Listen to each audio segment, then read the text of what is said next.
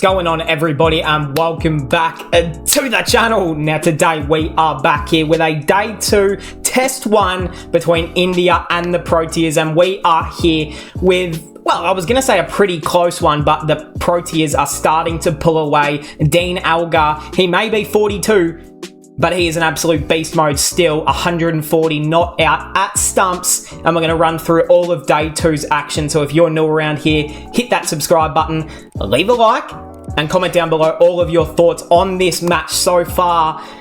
This is actually shaping up to be a banger as long as India can take a few wickets here on day 3 and make this a little bit, not more competitive, but make sure they don't have to chase down anything more than a 150 lead would be probably ideal. So hey, we're going to jump straight into this one. Day 2 and India, so they were into bat first. Still, it was the great man Rahul who did go on and get his big ton, his second 100 in South Africa, and I want to say has the most overseas centuries from an Indian in South Africa, potentially. I don't want to go too early on that one, but I mean, what a player, what a knock, standing up under pressure, and went from 89 to 95 with a 6, and then went from 95 to 101 with another 6, and they were two of the most beautiful shots that have been played for this entire test match so far. So big ups to the great man KL.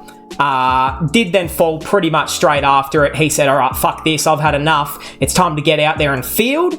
He was bowled by the Nondre burger, the cheeseburger, the Maharaja Mac. What else is there? The fisho fillet. I think that's a burger. I'll edit that out. All right, we'll keep moving on here.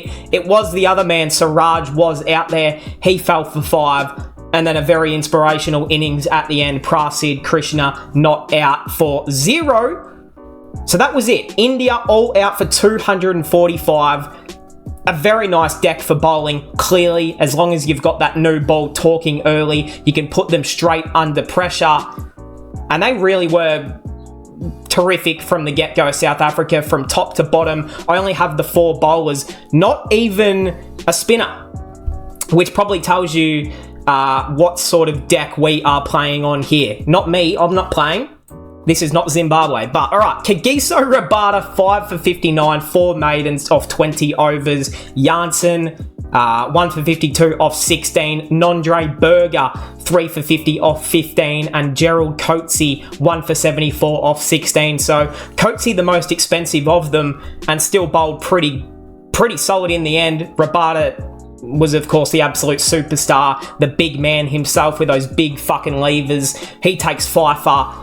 Super economical, and they've got this like young bowling quartet, which is so bloody like awesome to watch. It's, you know, this is what red ball cricket is all about. Of course, the batting, you want to see big scores, but when the deck favors the bowlers and you can watch like masterclass bowling, it's good scenes. But India, they do go 245, which, look, at one point, looking at the fall of wickets here, I mean, 164 for 7, 121 for 6. There was every chance they collapsed for under 200 here. So it just shows the importance of that great man, KL. No orange cap, still makes runs. That's what we love to see. And I tell you what, the amount of respect that I gain for a player when they do big things like this overseas in foreign conditions, when the whole team falls apart, you earn a lot of brownie points, don't you? You absolutely do. Okay, the Proteas now into bat. They put on 256 in a day's play with a very attacking style of cricket, really from the start. Markram, he's gone for 5 with an absolute beauty from Siraj, and that ball early, Jasprit Bumrah in particular was making it just fucking go all sorts of ways. You actually had no idea. Not me, but again, they had no idea how to play him, especially that man Tony DeZorzai, who did end up falling for 28, but he faced 62 rocks, and I reckon about 40 of them were trying to figure out what the ball was actually doing. So yeah, just sensational bowling early, but it did get away from India with the runs. This man, Dean Elgar, putting the fucking boys on his shoulder in his last ever test series before he retires. So I believe he's going to play these 2 test matches and then retire on home soil. And he's been one of the greats in this format for South Africa and delivers on the big stage once again. 140 not out of 211 rocks, 23 fours, no sixes. He does not care about going over the rope. He just plays such a beautiful style of cricket, and this is like a different style of Dean Elgar. Usually we see him get ready into his innings, he builds. He doesn't play any loose shots, risky stuff. Because he's playing with so much freedom, he's actually just kind of going for it.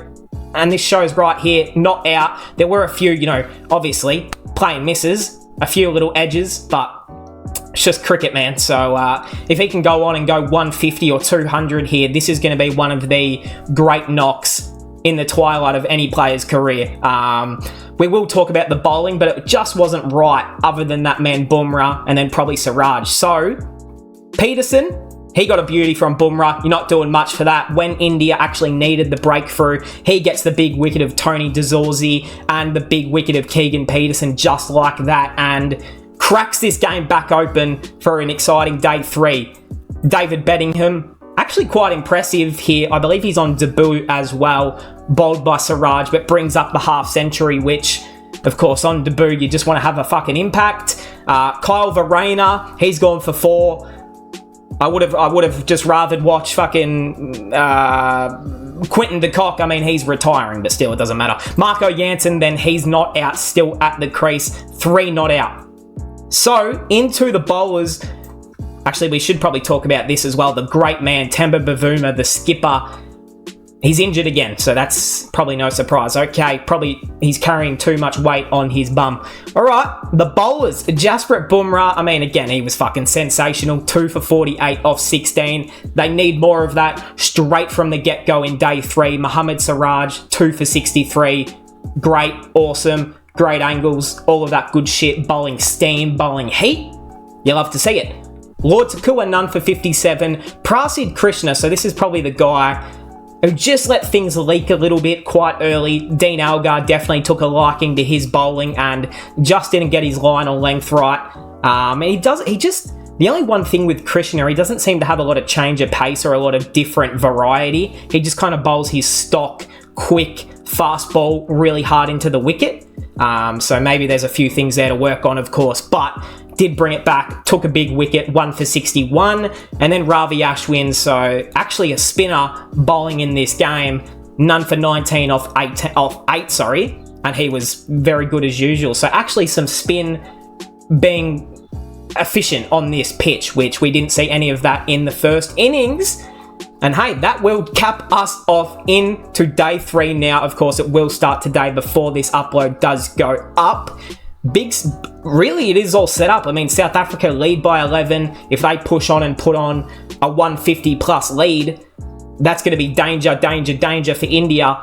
But if they can start early, Siraj, Bumrah, Lord Takua, if they can get that ball swinging and doing stuff both ways, take a few early wickets, put the heat on, they could possibly only have a deficit of about 75, 80, which would be probably a pretty solid result. So hey, let me know all of your predictions for day 3 on this match. I hope we all enjoyed, and I'll see everyone in the next one.